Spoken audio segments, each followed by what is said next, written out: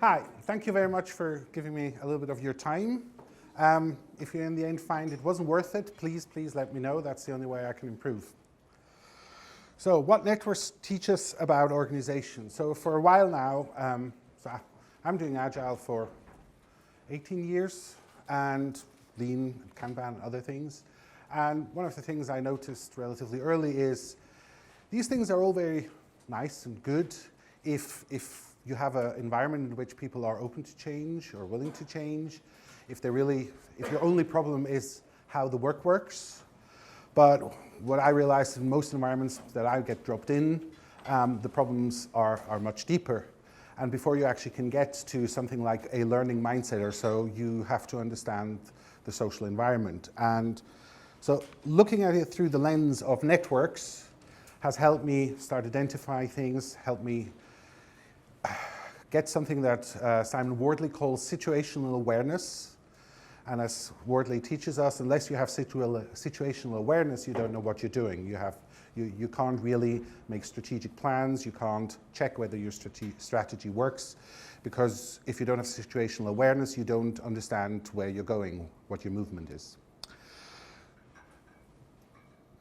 So once you start looking at an organization as a network, what you realize is the larger the organization, the more fragmented your network becomes. So you will find subcultures within your culture, and hence I'm not using culture singular. Also, when you're new to an organization, initially everybody seems to look the same. So everybody who's been there for a long time, they share a lot of culture. And to you as an outsider, they all look the same. And as you start working there, the first month, second month or so, you start to see the differences. And first, it's just nuances, the colors, but the longer you're there, you actually see that cultures can be very, very different. And some subcultures can literally be the opposite of what the organization culture professes to be.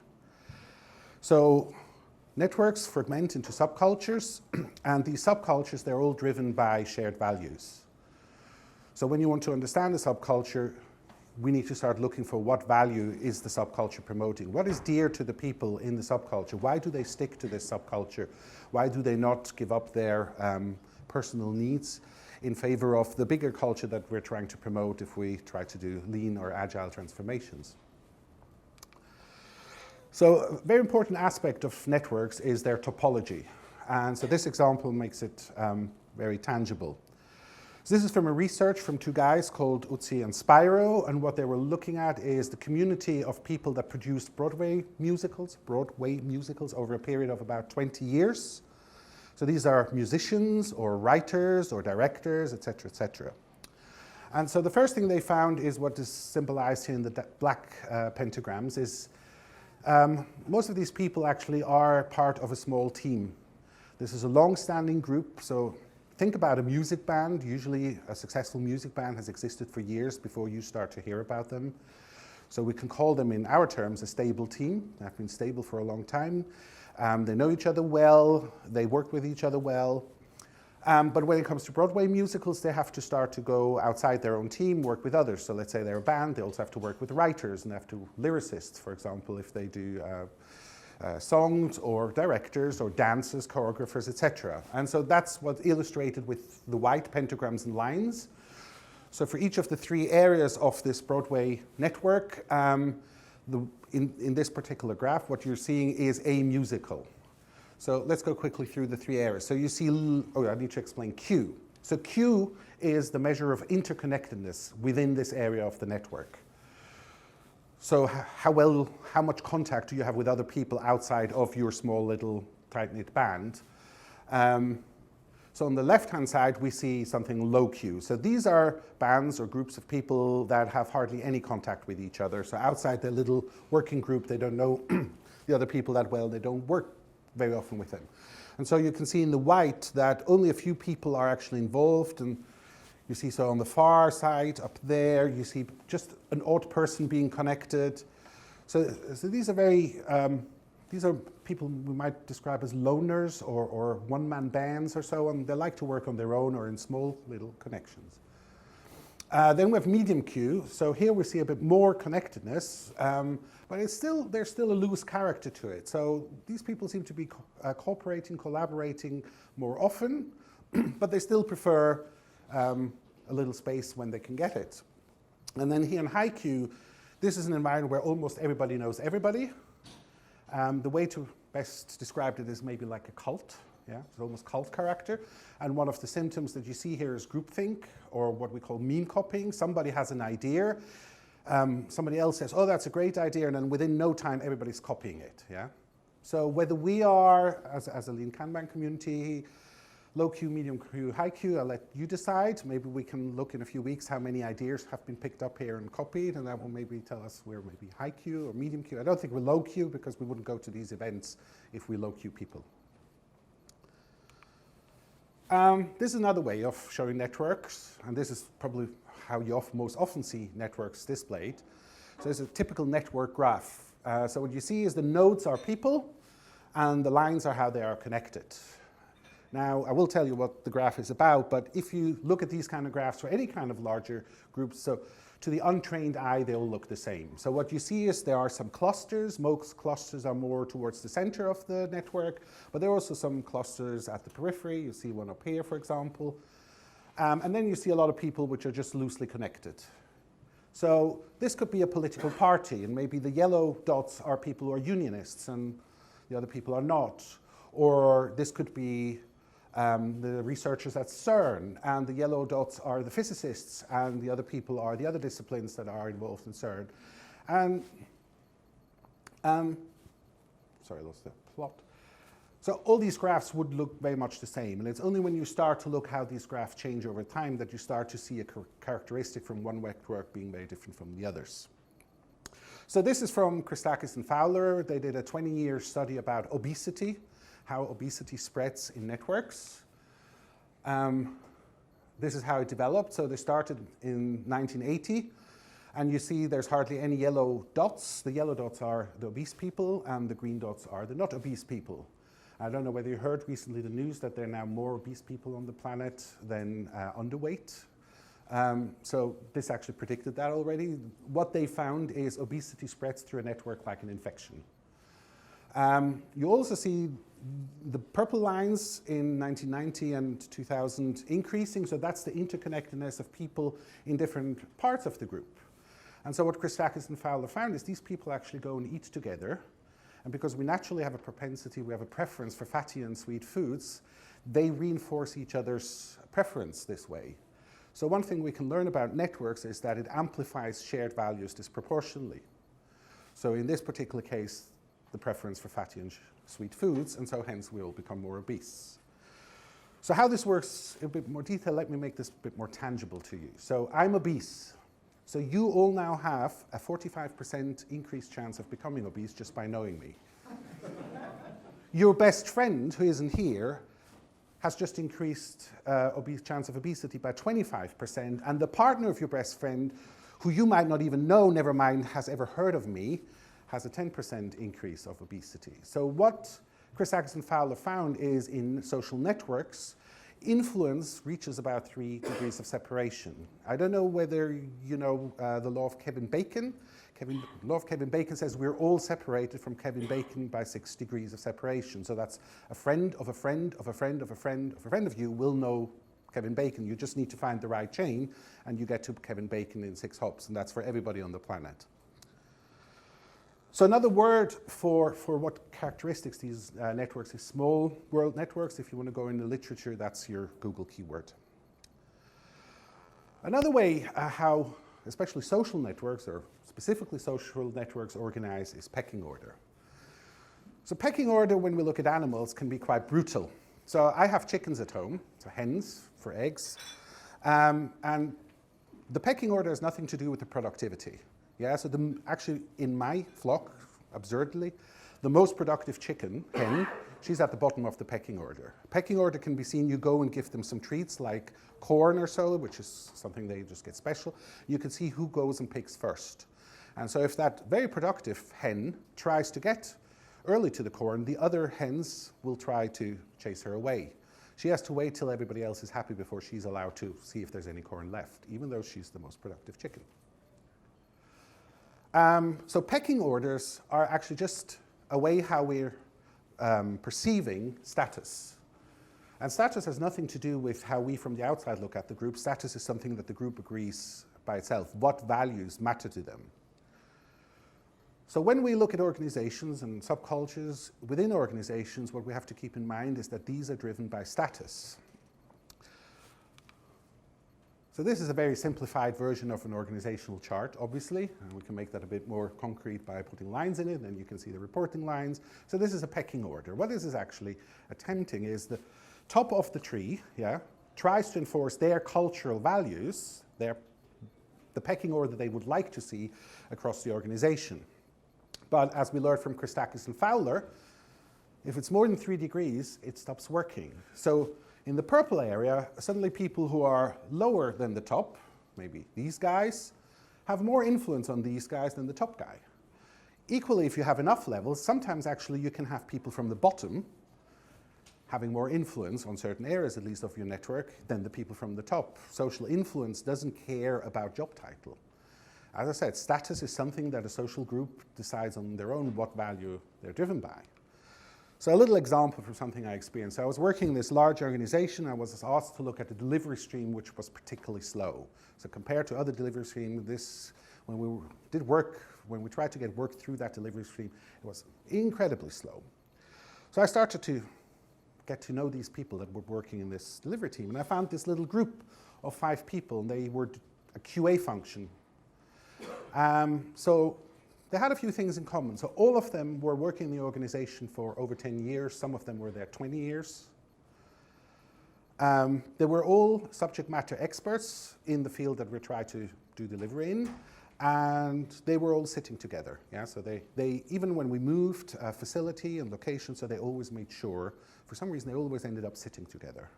They also had the little rituals every morning at 10. They would all go to the coffee area.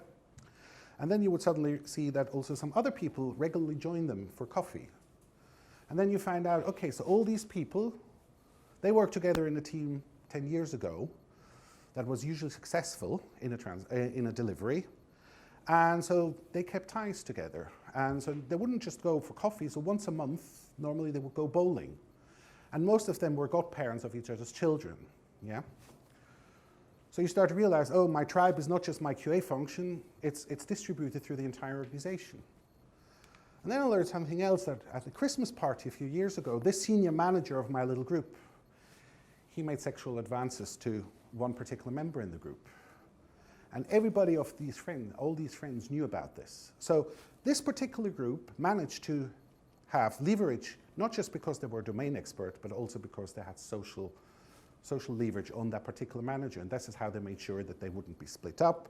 This is how they made sure they would get salary increases without having to go through promotions, so they could stay together as a group. Unless you understand these things, you can try and give them new processes as long as you want. It will not change. They have their own means to preserve their status, whatever gives them status. So when we try organizational change, like things like SAFE or LESS, so where we go in and completely change all the social structures in the team, we shouldn't be surprised that people initially actually don't want to comply, and that the best that we actually can get from them is compliance, not engagement. Jim Benson has wrapped this up really nicely for me. This is from his review of a book called Great Boss, Dead Boss, which in some aspects I might not agree, but is really a good entry in this subject area. So I read this a few years ago, and there's a lot of good stuff in there. He gets you on the right path, and he's not too specific about how these things work. He really just gets you going. And so Jim wrote, people tend to gravitate towards groups that reinforce their self-worth. It's another word for status.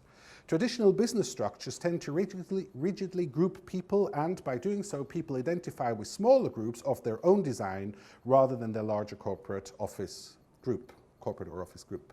The results are seldom good. So that totally reflects my experience, that whenever I was part of a transformation where we really changed who works with whom, we ran into trouble.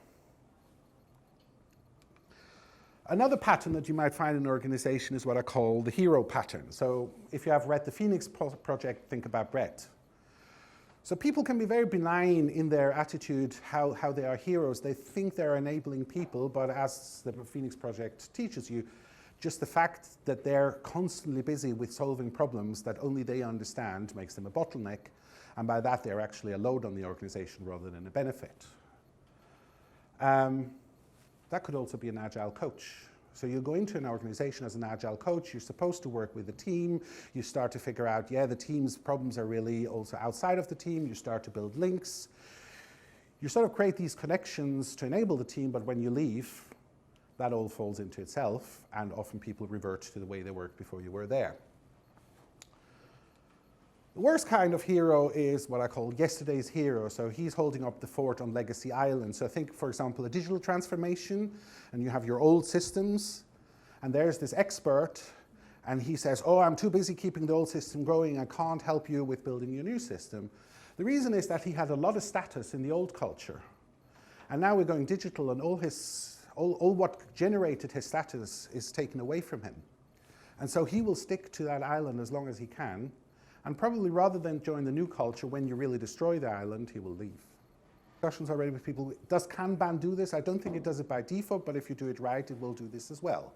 It will help you with the perforation. If you do an end-to-end delivery Kanban, and you have your stand-ups and you have your communication, then people will start to get empathy for each other's problems, and hence you actually start these walls to perforate. And I'm really particular about, don't try to remove them entirely until the silos really are no longer needed. Perforation is good enough. If people start communicating across the board, you will have better outcomes. One more thing that is very important when you do these things, whether you do silo busting or whether you do perforation, what we really are doing is we're doing organizational change. We try to come up with a new design for the organization or parts of the organization that should make the work better, which by my definition also means make work happier, so people have more joy at work. So when you go and make these changes, like a UX designer or like a development team that does show and tell, you have to go and test your design. You have to go and listen to people. You have to go sit down and observe them and see, are they happier? Do they laugh more? Is there more smiling? Are people maybe sharing food? Are they going out for lunches together? Are there any social contacts that emerge that go beyond work? And how are people talking about this new work? Are they enthusiastic about it? If you don't see these positive signs, question your design. We're all too quickly say, yeah, the people just don't want to change. What I experience is people are quite willing to engage in process change. What they're resisting is status change, the things that give them self-worth. So you have to pay attention that when you make your change, your transformational designs, that their status doesn't disappear. When we create interdisciplinary teams in a safe transformation, basically we reset status across the board, and by that we have actually removed everybody's motivation. And then it's our job as coaches, etc., to build this motivation up again, which can be very hard. Which also explains why a lot of these large-scale transformations start to grow into a halt after a few months of running. So people initially give it you maybe a short period of chance, but they don't see the status emerging, and then they will disengage, because we're only as motivated as we get feedback that tells us, yes, what we're doing is good, what we do is valuable. So I'll try to summarize this in this one sentence. We have to design organizational change not for how we want people to be, but for how they are. So don't mistake. So I'm very in favor of things like mindfulness, etc., that we are reflecting about how we are people, but this is a personal thing. I decide for myself that I maybe want to try meditation. We have no right to go to people in the workplace to say, yo, you have to become more mindful. This is mind fucking. Yeah? If we tell people they have to change as people, we ask them for things they never signed up when they signed the contract to work there. What people sign up is that they say, yeah, I'll give you some work time. I'm not going to become a different person. They might become a different person if your change initiative is working and if they are experiencing the change as something positive, but it's their decision to change. So resistance to change is my experience, only a problem if people suddenly are confronted with, I have to change as a being. I'm no longer good enough for this job. That's when people are worried, that's when people are giving you resistance. If you cater for their social needs, if you think about how they are gaining status, if you give them what they actually are used to and what they need from work, purpose, I found process change not that difficult. I ran through this a little quicker than I thought. So thank you very much, and if you have any questions, please ask. how did you discover, so right at the beginning you were talking about that little group of people, and then they had other people that they knew. Yeah. How did you I sat with them. You just So talked to people and No, so the first thing when I realized this group is what causes the slowdown is I asked that I can have a desk next to them. So for 3 months I sat with them. Did they know that Yes. who you were? Well, I was a project manager, so yes, they knew I'm the project manager responsible for the delivery of this particular project. All right. But I didn't come to them and say, I'm coming here because you're my problem. Yeah. What I said is, so one of the things that I realized quickly is they have a lot of domain knowledge. So I said, I need your domain knowledge. I can't manage this project because I don't understand the domain well enough. And so I sat with them, and they are very good at their job. So they were set up in a sense that was not in alignment with what we tried to do with the program. So for example, their status as a group came from how many bugs they found, while I was interested in avoiding bugs. So they didn't share their knowledge with developers or analysts up front, and so they found a lot of missing features when things came into QA. But I just sat with them, actually learned a little bit how they're doing their QA, and started to realize also why they care for certain things. So for example, in this particular case, we delivered software to a group of about 400 data operators. They all started their job as data operators. So they still felt their responsibility was towards other data operators, not to the organization as a whole. In fact, they thought the whole program that I was part of was bonkers, was wrong. So because it was threatening how many data operators. So we were doing an automation project. And everybody knew, so only the very skilled operators would remain, only the ones that had similar, not quite as deep, but similar domain knowledge, while we had a lot of temps in there as well. The idea was to get rid of them with the automation. But they even had friends among the temps, so some of the temps were there for 10 years as temps, yeah? They're like, so some people who basically like, yeah, I can go and work 5 months, and then I can take off 2 months, and I come back for work 5 months. Sounds great. Yeah. But I was threatening these jobs. Yeah.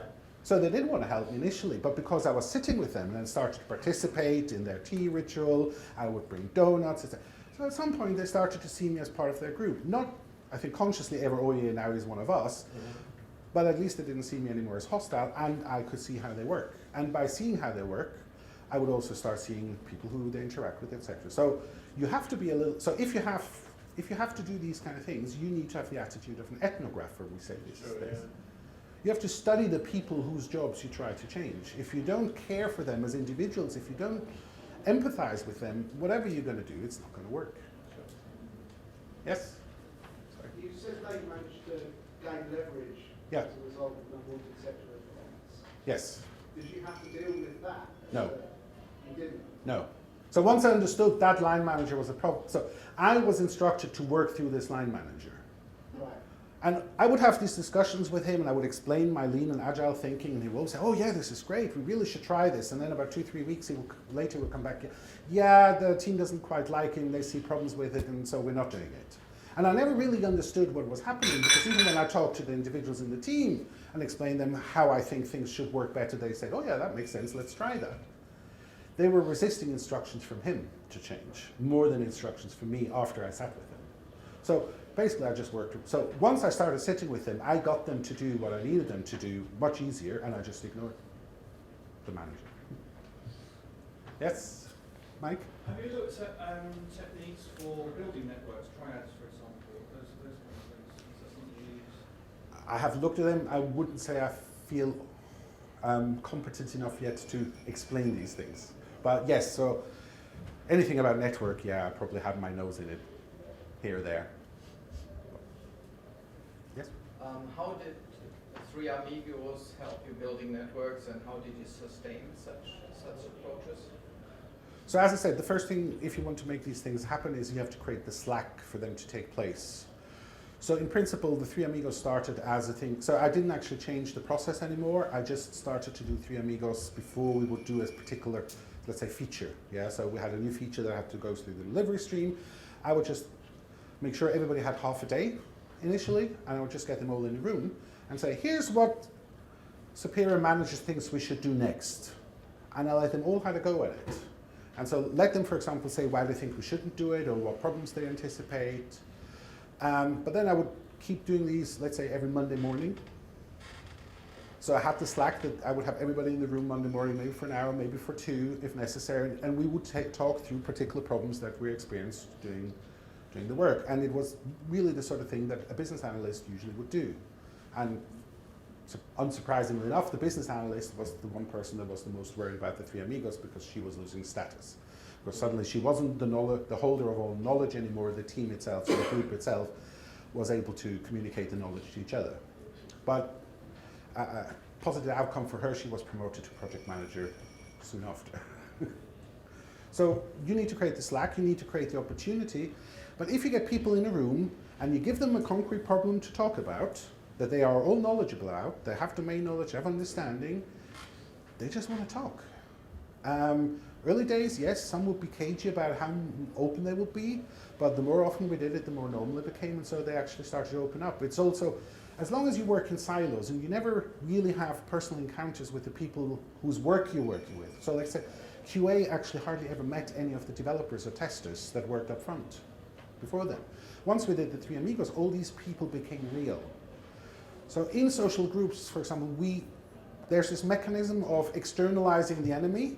And if you want a good example how you really do this, then just watch Trump. That's exactly what he's banking on. He is really good. He has this crowd in front of him. He says, here's an enemy, yeah? And you don't know anything about it, so I can say whatever I want about the enemy. You need an enemy because we like to blame something outside of our own control for all our misery. So as long as you have an externalized enemy, this works lovely. But if you bring the enemy in and he becomes personal and somebody you care and you see and you feel and you touch and you know how maybe even some private things about that no longer works. Racism is the most popular where you have almost homogenic populations. So the northern of Italy is, for example, where we have the most anti-Semitism in Europe. There are no Jews there.